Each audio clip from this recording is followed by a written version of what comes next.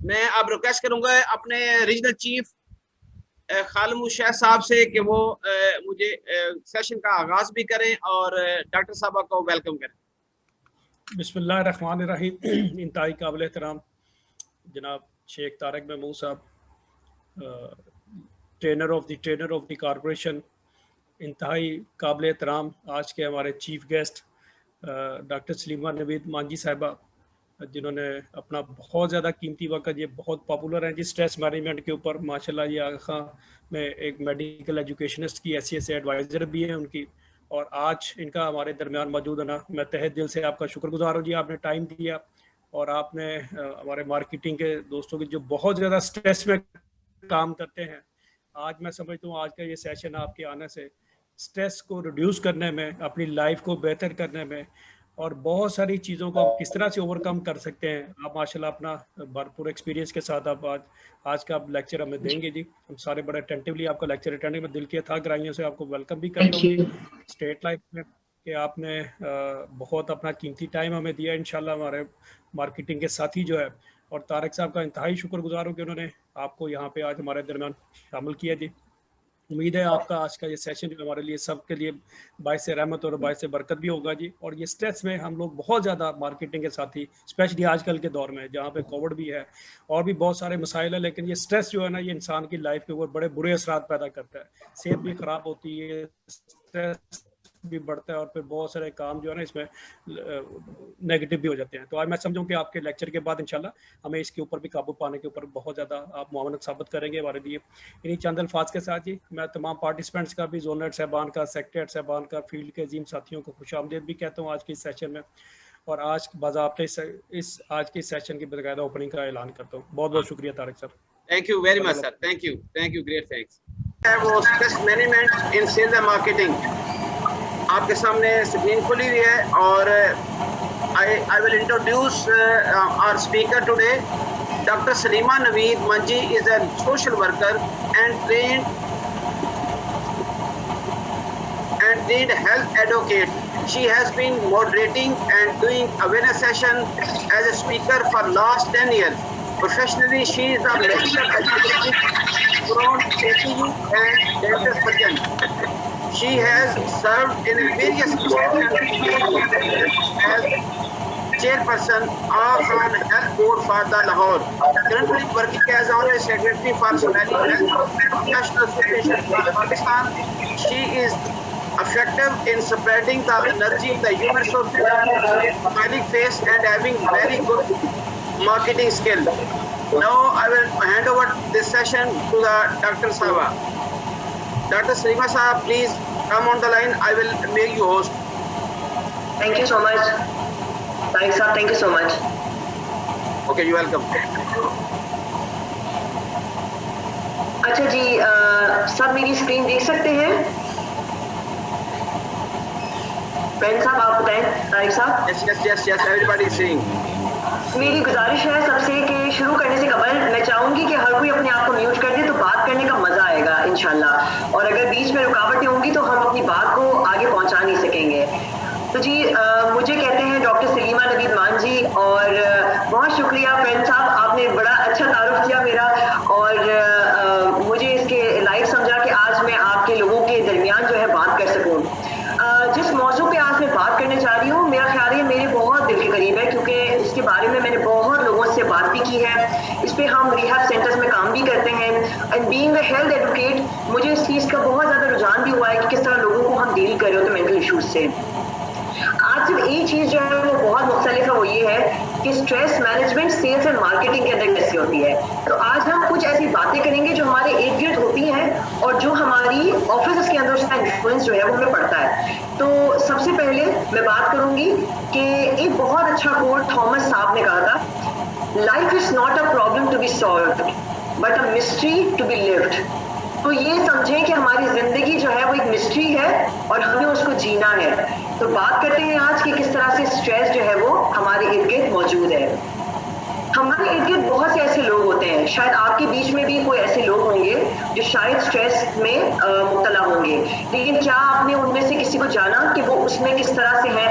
इसमें से जितने लोग हैं क्या आप उसका अंदाजा लगा सकते हैं कि वो स्ट्रेस में है या नहीं, शायद नहीं, क्योंकि हमें उस चीज़ की पता ही नहीं, नॉलेज ही नहीं है। तो आज हम जानेंगे कि किस तरह से, कैसे ऐसे लोग हैं जिनको हम समझते हैं कि वो कितनी ऊंचाइयों पर हैं और वो कहाँ पर अब खड़े हैं। तो बात करेंगे हर फील्ड से।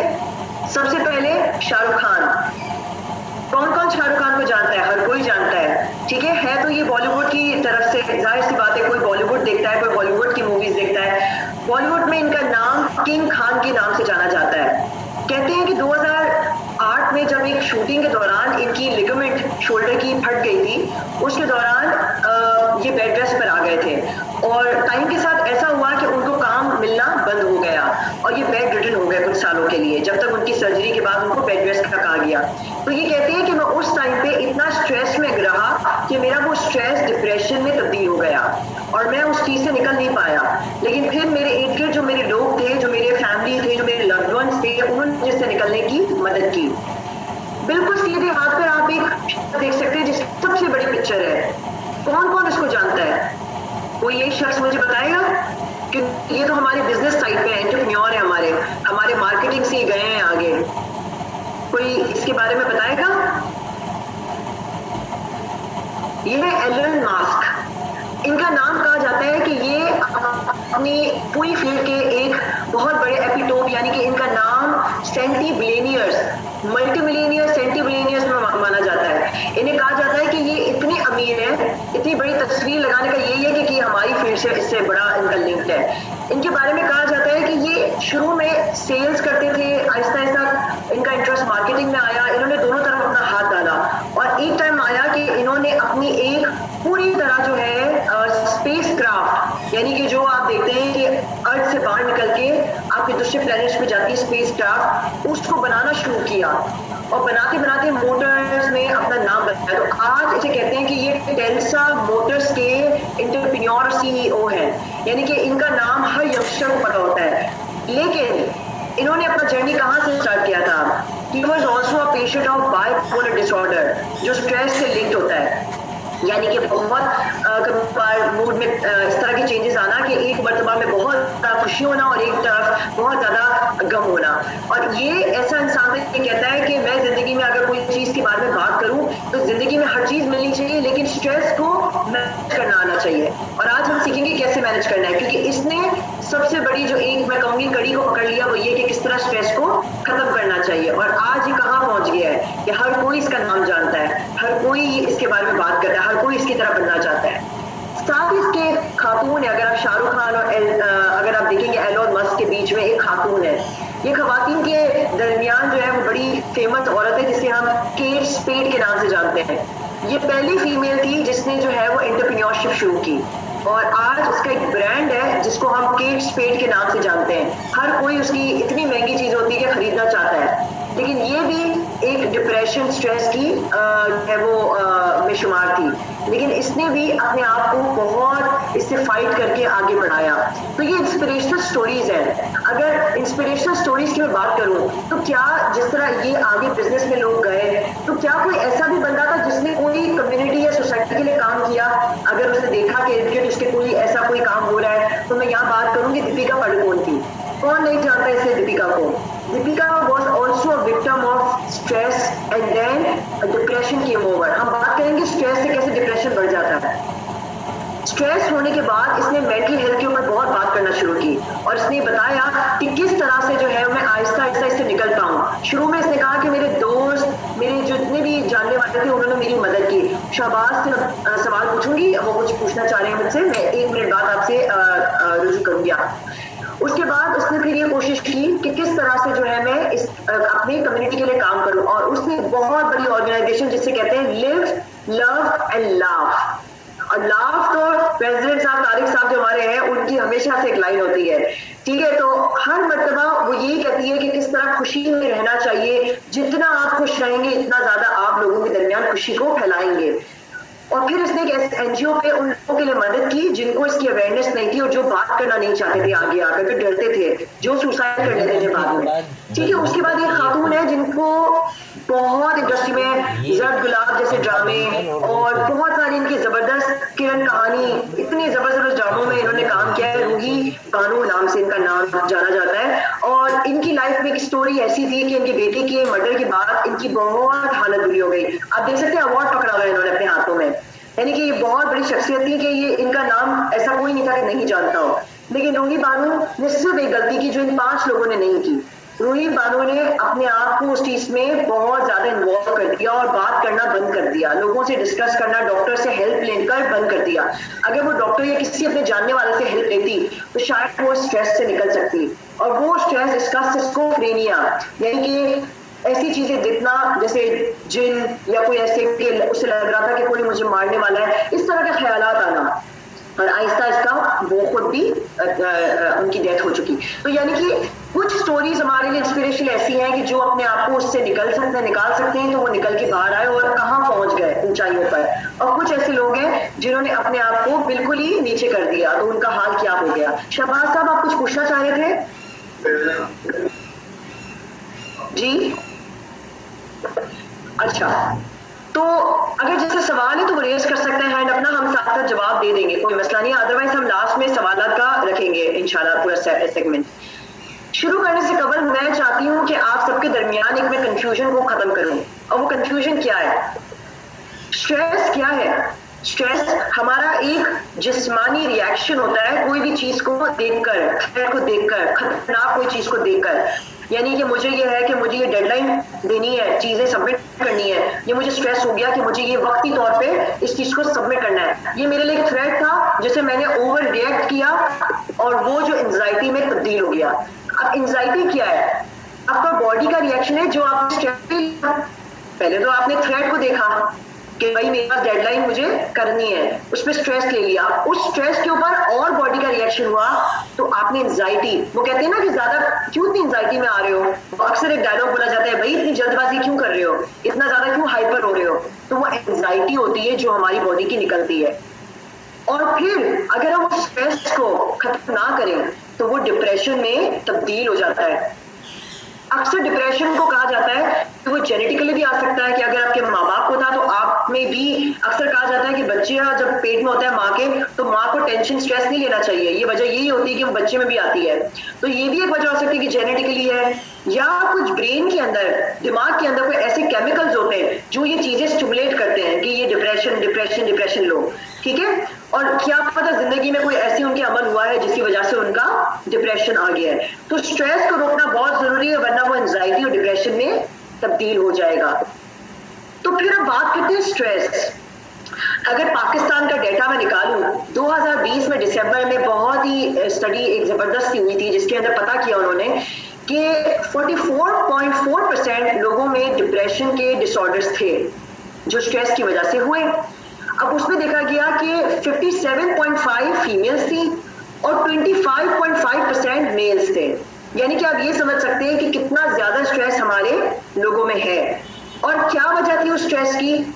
उनकी ऑफिस के अंदर एक स्टडी हुई थी और उसमें कहा जाता है कि बहुत सारे लोगों को ओवरलोड किया गया, बहुत ज्यादा ओवर स्ट्रेस किया गया। ओवर स्ट्रेस नहीं किया गया तो वो खुद बहुत ज्यादा एंजाइटी वाले लोग थे, उनके अंदर ऑलरेडी बहुत सारी ऐसी चीजें थी जो उनमें तब्दील हो रही थी। तो लोगों ने इस चीज को देखा कि किस तरह से स्ट्रेस को हम कॉम्बैट कर सकते हैं, रोक सकते हैं। अब क्योंकि स्ट्रेस एक ऐसी आम चीज नहीं है, वो 4 हिस्सों को मुतासिर करती है। पहली चीज आपकी बॉडी, जिस्मानी उसको, तो आपकी बॉडी में कुछ चेंजेस आएंगे, आप इरिटेटेड हो जाएंगे, आपको बीमारियां बहुत ज्यादा लग रही होंगी, हो सकता है कि आपको थकन बहुत ज्यादा हो और साथ साथ शायद सांस लेने में तकलीफ हो। दिमाग पर आप हर वक्त टेंशन में रहेंगे, हर वक्त आपको ऐसा लगेगा कि कोई आपको मारना चाह रहा है, कोई आपके साथ गलत कर रहा है, ये बंदा इस तरह का है, नेगेटिविटी के थॉट्स आना।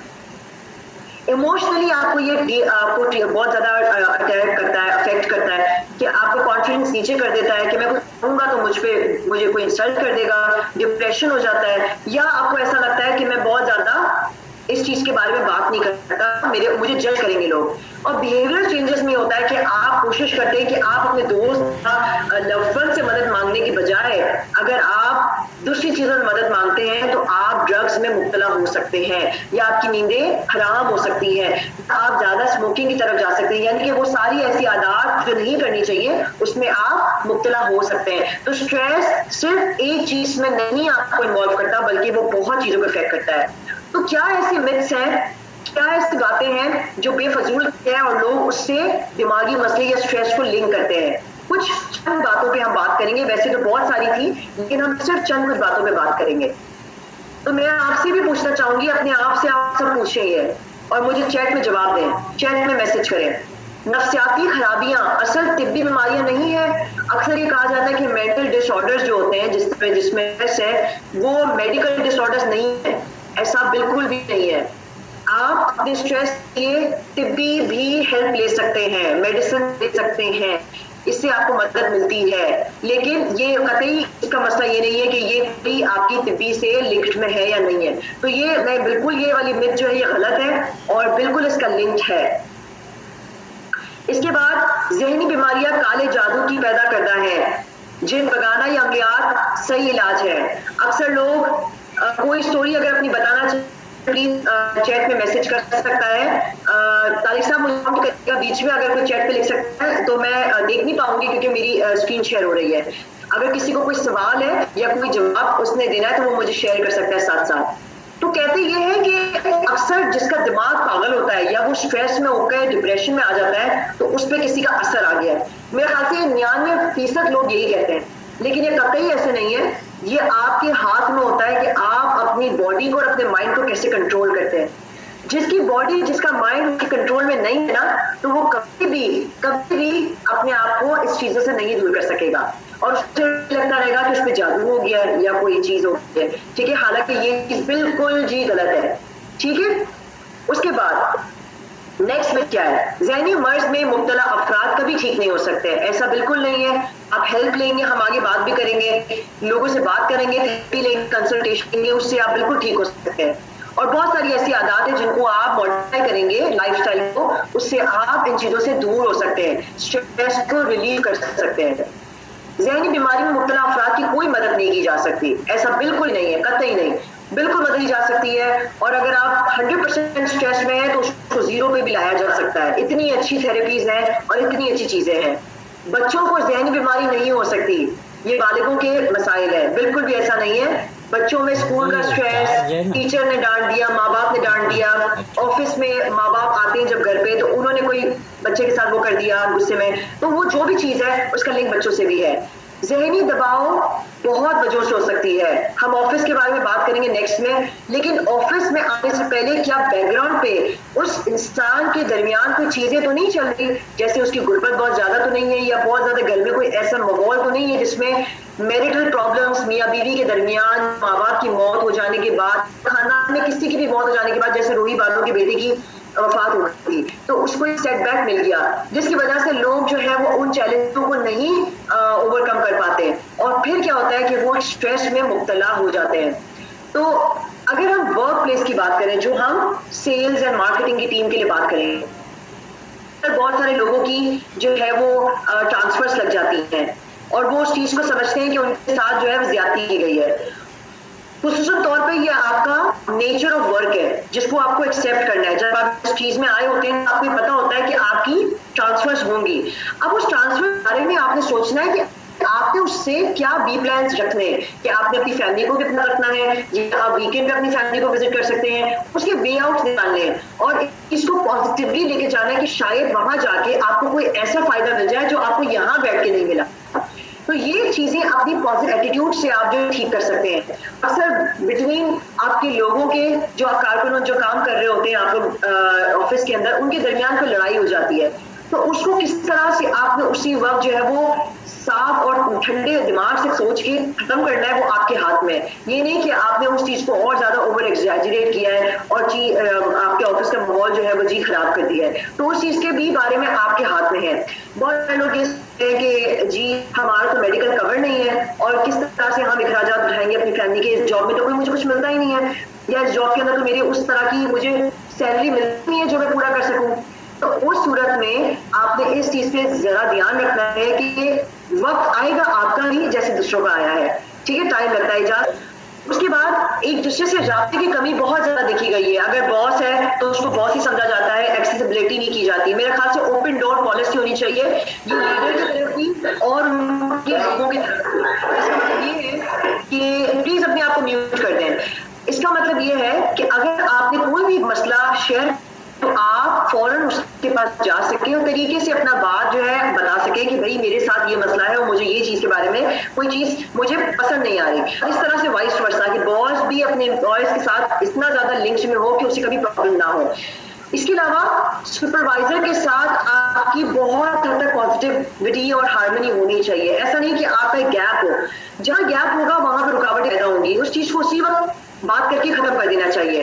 और एक फोरम बना लेना चाहिए ऑफिस के अंदर जहां पे टॉप फोरम हो कि हफ्ते में कोई भी अगर किसी को कोई फीडबैक देना हो, कोई मसला हो, तो वो अगर टॉप फोरम पे आ सकता है तो ठीक है, अदरवाइज अपना एक पेपर में, अपना एक लेटर में या किसी में लिख के आगे पेश कर दे कि मुझे इस चीज के बारे में बहुत चीजें पसंद नहीं आ रही, यानी कि उस चीज तक रसाई होनी चाहिए। ज़हनी दबाव बहुत सारी बीमारियों की वजह से भी हो सकता है, जिस्म पर मुसलसल दबाव की वजह से भी हो सकता है। अब स्टेप्स क्या होने चाहिए? सबसे इम्पोर्टेंट कि आपको पहचानना है, अगर आपको ऐसा ऑफिस में कोई भी फर्द दिखता है जो उस वक्त कोई अमराज में मुब्तला है, तो आपने फौरन से ये देखना है, बताना है कि ठीक है, उसको रिपोर्ट करना है और आपने आगे जाकर ये बताना है कि उसको कोई मसला चल रहा है। इसके बाद उसकी रहनुमाई करनी है कि अगर आपको ऐसा लगता है कि ज़हनी दबाव में कोई बंदा है तो उसको किस तरह से आपने जो है एक डॉक्टर या एक थेरेपिस्ट, फिजियोथेरेपिस्ट के पास पहुंचाना है। इसके बाद आपने ये देखना है कि कौन सा इलाज उसके लिए मखसूस है। एक दोस्त का होना बहुत जरूरी है उसके साथ, क्योंकि अगर उसका दोस्त उसके साथ नहीं होगा तो वो कैसे आगे बढ़ेगा, वो तो अपना मोटिवेशन ही खत्म कर देगा। जरूरी नहीं है कि हर किसी के पास वो नॉलेज है जो एक के पास है, तो ये बहुत जरूरी है कि आप अपने दोस्तों की तरह उनको मदद दें, और घर वालों के लिए भी बहुत जरूरी है। ऑफिस में देखें कि कहाँ रुजू किया जा सकता है, कौन सा बंदा है जिसकी तरफ उसको रेफर किया जा सकता है, क्योंकि अब तो वो चीजें सॉल्व नहीं हो रही। ऑफिस के अंदर ये बहुत जरूरी है कि बॉस या पीयर्स जो आपस में काम करते हैं लोग, वो बार बार अप्रिशिएट करें कोई अच्छी चीज करने पे सामने वाले को। ऐसा नहीं कि तुमने ये गलत किया, वो गलत किया, ये गलत किया, उसको ये बताना चाहिए कि तुमने ये किया तो इसका ये फायदा हुआ, देखो इतनी सारी हमारी ये फायदा हुआ। तो ये बहुत जरूरी है कि आप उस पर बात करें। फरोग देना बहुत जरूरी है कि अपनी कम्युनिटीज में जहनी सेहत को आप फरोग दें। ऐसा नहीं कि आप समझते हैं कि मेंटल डिसऑर्डर्स का मसला कुछ भी नहीं है, मेंटल डिसऑर्डर्स का मसला बहुत बड़ा मसला है, ठीक है, तो उसको आपने हल करना बहुत जरूरी है और उसको करना भी बहुत जरूरी है। अब एक बहुत जबरदस्त चीज है जिसके ऊपर मैं बात करना चाहूंगी कि स्ट्रेस मैनेजमेंट सेल्स और मार्केटिंग में कैसे आप कर सकते हैं। नंबर सबसे पहले की कम्युनिकेशन ओपन रखें, यानी कि किस तरीके से आप लोगों के दरमियान जो है वो अपना रुजू कर सकते हैं, कोई गैप ना रखें। अक्सर बहुत सारे लोगों में हाई वर्कलोड या टाइट डेडलाइंस होती है या कंट्रोल नहीं होता अपने ऊपर, उसकी वजह से स्ट्रेस आ जाता है। तो इसका मतलब तो ये हुआ कि अगर बहुत स्ट्रेस तो सेल्स तो आपकी गिर जाएंगी। तो इस स्ट्रेस ही आपकी सारे मसलों का हल होना चाहिए, उसको खत्म करना आपका हल होना चाहिए, ठीक है। तो क्या करना है, आपने 4 A's को याद रखना है, अपनी जिंदगी का एक उसूल बना लें। ऑल्टर का मतलब ये है कि अगर कोई ऐसी चीज है जब जो आपके दरमियान हो रही है, उसको किस तरह से दूसरा ऑप्शन देकर उसे ऑल्टर कर लेना चाहिए। कि अगर आप लेट पहुंचते हैं और आपका कोई ऐसे मसला है कि रात को आप लेट सोते हैं और सुबह जल्दी नहीं पहुंच सक रहे हैं ऑफिस में, तो उसको ऑल्टर करें कि अपना रूटीन सेट करें, यानी कि आपने ऑल्टर किया। नंबर 2 अवॉइड में ये कि अगर आपके इर्द गिर्द ऐसे लोग हैं आपके साथ काम करें जो आपको नेगेटिविटी देते हैं, तो कोशिश करें उसको अवॉइड कर लें, खत्म करें उस चीज को, उससे डिस्कशन करना बंद करें ताकि आपकी नेगेटिव अप्रोच खत्म हो। एक्सेप्ट, अगर आपको ट्रांसफर मिल गया है तो उसे सिंपली एक्सेप्ट करें, ठीक है। अब उसके बारे में आपने ये सोचना है कि आपने उसका बैकअप प्लान क्या बनाना है। मैंने जैसे बात की कि आप उसको ऑल्टरनेट ढूंढने की कैसे आप शिफ्ट हो सकते हैं, कैसे आप सैटरडे संडेज को घर पे विजिट कर सकते हैं, कौन सी ऐसी चीजें कर सकते हैं जो खुश रखें, अपने आप को बिजी रखें, एंड अडेप्ट। अगर आप न्यू एनवायरनमेंट में आए हैं, आप मार्केटिंग कर रहे हैं, या बहुत सारे ऐसे लोग हैं जो कॉल कर मार्केटिंग के या सेल्स के लोग हैं जो आपको बार बार ऐसे मसले के लिए कॉल कर रहे हैं जो आप ऑलरेडी सॉल्व कर चुके थे, तो आपने अपने आप को अडेप्ट करना है। अब उनका नेचर बन गया है, अब आप उनको पॉजिटिव अप्रोच से किस तरह से खत्म करवाना है वो आपका काम है। तो यानी कि आपके बोलने के अंदाज से, आपके अप्रोच से ये 4 A's जो है ना आपको मदद देंगे, ठीक है। इसके बाद मैंने बताया कि टीम में डिवाइड करें काम, अपने स्ट्रेसेस को कैसे आप मैनेज कर सकते हैं। आप काम को एडवोकेट करें, इसकी ये काम की है रिस्पॉन्सिबिलिटी, उसकी ये काम की है, सब कुछ अपने ऊपर ना ले लें। अपने काम को एंजॉय करें, खुशी में रहें, ठीक है। सबसे ज्यादा खुश रहेंगे, सब कुछ सॉल्व होगा। हर चीज को ऑर्गेनाइज करें, आगे पीछे ना हो कि इसको भी कर लूं, उसको भी कर लूं, उसको भी कर लूं। स्टे ऑर्गेनाइज, प्रायोरिटाइज करें कि अगर उसकी डेडलाइन 10 दिन बाद है और 2 दिन पहले वाली कोई चीज है तो उसको पहले सॉल्व करें, ठीक है। Prioritisation is the key. Don't mix up things. अगर आपको ऐसा लगता है कि बहुत सारे काम है तो हर चीज को होश पोश ना करें, उसको एक तरह से अपने आप को फ्लेक्सिबल करके उसके लिए अपने आप को एक्सेसिबल बनाए, अपने प्रेजेंटेबल बनाए, ठीक है। ये नहीं कि हर चीज के ऊपर आपको जाना है या उसमें इन्वॉल्व होना है। अपनी एक्सपेक्टेशंस को डिफाइन करें, रिलैक्स करने का टाइम रखें। ऐसा ना हो कि आपको ऐसा लगता है, शहबाज साहब प्लीज अवॉइड करें अपने फॉन्ट्स को। Define expectations. आपको रिलैक्स होने का भी होना चाहिए टाइम, कि आपको ऐसा लगता है कि आप बहुत ज्यादा ओवरबर्डन्ड हो गए तो आप एक टाइम पे अपने आप को खुशी दें, रिलैक्सेशन दें, वॉकिंग कर लें, योगा कर लें, कोई अच्छी चीज खा लें जो आपको पसंद आती है, या कोई मूवी वगैरह देख लें। और अपना ख्याल रखें, अपने आप को सांस लेने का आदी बनाएं, यानी कि किसी से बात कर लें, खुशी इजहार कर लें। तो इस तरह आप डे बाय डे स्ट्रेस को खत्म कर सकते हैं सिर्फ एक चीज से, वो है स्माइल। अगर आप हर चीज को स्माइल से एक्सेप्ट करेंगे ना तो कभी भी जिंदगी में आपको जो है